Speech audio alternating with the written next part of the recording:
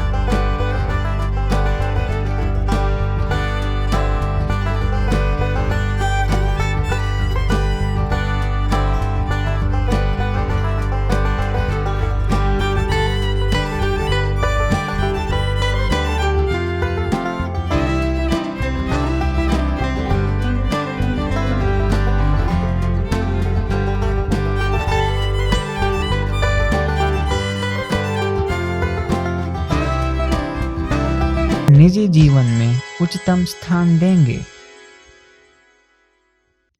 शायद अब तो आपको पता लग ही गया होगा कि हम किस दुनिया की बात कर रहे हैं।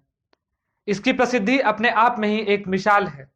इसे और विस्तार से जानने के लिए चलिए आपको लेकर चलते हैं जनपद के उसी हैंडलूम हाट में, जहां देश भर से आए हुए शिल्पकार और हथकरघे उद्योग से जुड़े हुए लोग अपनी कलाकार प्रदर्शन कर रहे हैं। क्या आपने कभी हैंडलूम के बारे में सुना है? सुना तो होगा पर कभी देखा नहीं होगा। आइए आपको ले चलते हैं हैंडलूम की दुनिया में।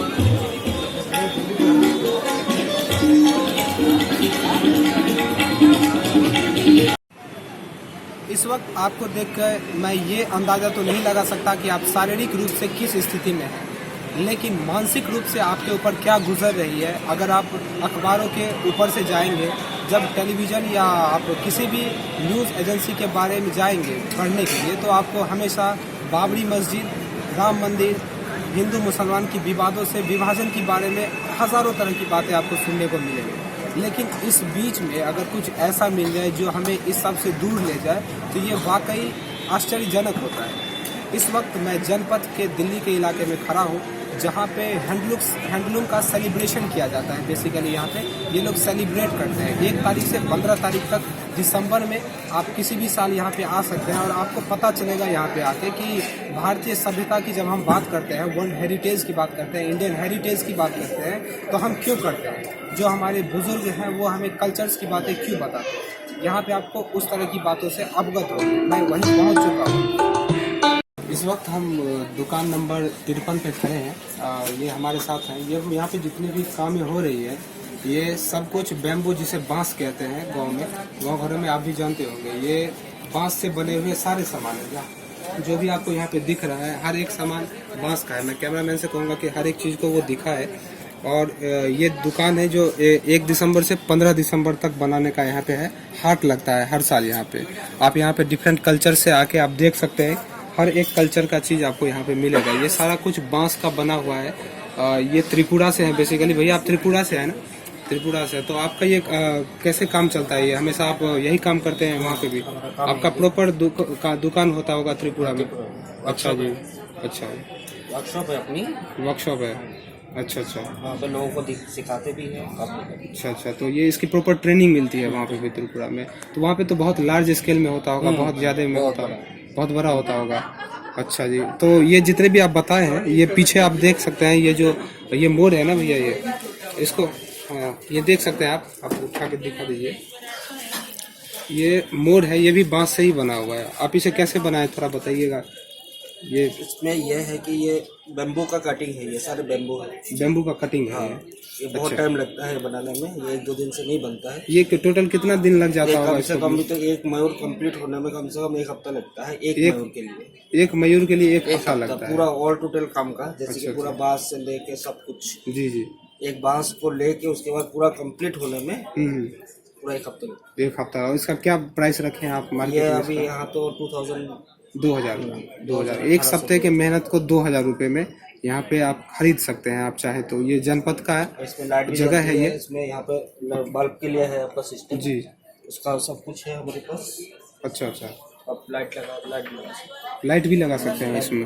अच्छा, प्रॉपर लाइट लगा सकते हैं। अभी देखेंगे बड़ा से बड़ा, ये तो खैर ये मयूर था हमारा, जो राष्ट्रीय पक्षी है हमारा। आप देख सकते हैं छोटे से छोटा चीज। ये देखिए, ये बताइए इसके बारे में। ये बैम्बू का वो है?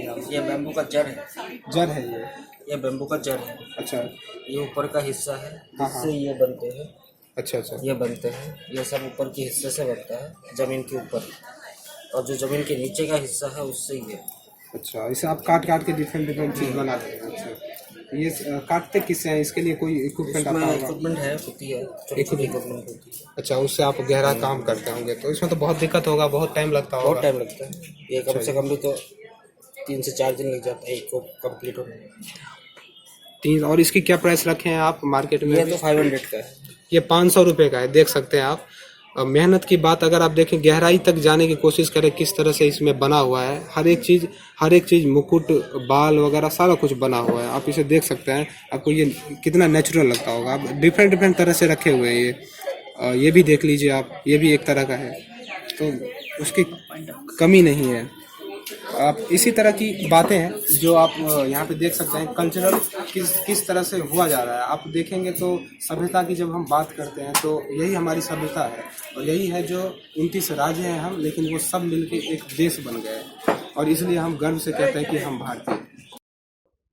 तो आपने देखा कैसे हम राजनीतिक एवं सांप्रदायिक चोला फेंक कर राष्ट्र के कला होनहारों के मनोबल को भी बढ़ा सकते हैं और उनके जीवन यापन करने में मदद भी कर सकते हैं। सच मानिए, भारत एक लोकतंत्र है, और अगर इस लोकतंत्र में एक व्यक्ति की भी नजरअंदाजी होती है तो यह लोकतंत्र के एक हिस्से की हत्या होगी, और इस हत्या को सिर्फ हम और आप अपने व्यस्त जीवन से कुछ एक हिस्से को निकाल कर ही बचा सकते हैं।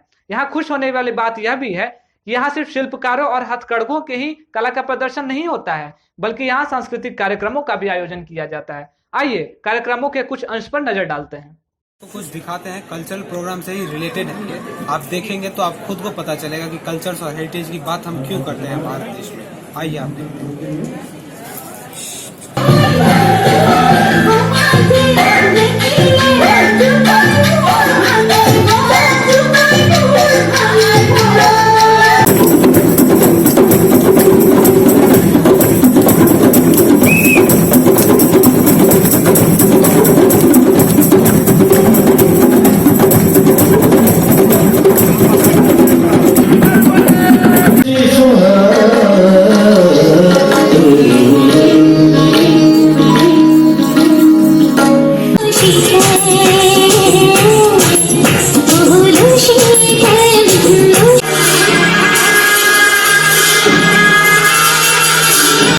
अपने कल्चर से हमेशा ही दूर जाते जा रहे हैं। ऐसा लग रहा है जैसा कल्चर और हेरिटेज की बात, विरासत की बात हमें सिर्फ इतिहास के पन्नों में देखने को मिलता है, लेकिन ऐसा बिल्कुल भी नहीं है। वो जो आप इतिहास के पन्नों में पढ़ते हैं, उसे जिंदा करना, उसे वहाँ से उठाकर इस दुनिया में देखना, ये काम आपके हाथों में है।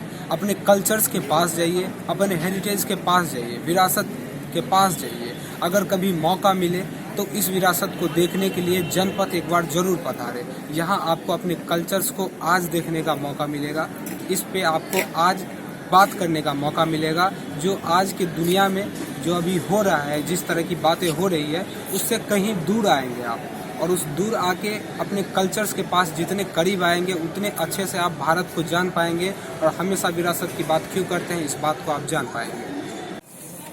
सुबह से शाम हो गई है, आप देख सकते हैं कि मैं कब से यहाँ पे बैठा हूँ। मुझे यहाँ से जाने का मन ही नहीं कर रहा है एक्चुअली, क्योंकि जब सभ्यता की बातें हम किताबों में पढ़ते हैं और अभी हम किताबों से ऊपर नहीं उठे हैं, तो सभ्यता अभी हमारे पास है और उसे अगर मुझे देखने को प्रैक्टिकल चीज़ मिल जाए तो वहाँ से कैसे कोई जाना चाहेगा, आप सोच सकते हैं। क्योंकि मैं जाना इसलिए नहीं चाहता क्योंकि मेरे पास जो घर है वहाँ पे भी आपके जैसा मेरे पास एक टेलीविज़न है और सुबह कोई न्यूज़पेपर मेरे यहाँ भी सुबह सुबह कोई रात के अंधेरे में ही फेंक जाता है जो पैसे लेने सिर्फ सुबह को आता है।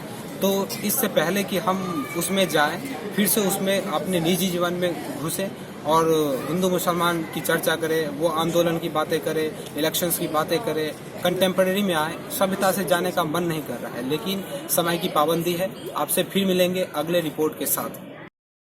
शुक्रिया कुलदीप इन सारी जानकारियों के लिए। हथकरघा के रूप में अपने पूर्वजों से मिले विरासत को हमने जाना और समझा भी, पर इस बात को समझने में कहीं चूक ना हो जाए इसलिए मैं फिर से याद दिला दूं कि हम कहीं ना कहीं अपनी इस विरासत की महत्ता को भूलते जा रहे हैं। बस इतना ही कहना चाहूंगा कि अपने इस भारत मुल्क को आर्थिक एवं धार्मिक आधार बनाकर विभाजित न करें, बल्कि इसके इतिहास की गरिमा को बनाए रखें। खुश रहें, मुस्कुराते रहें। धन्यवाद।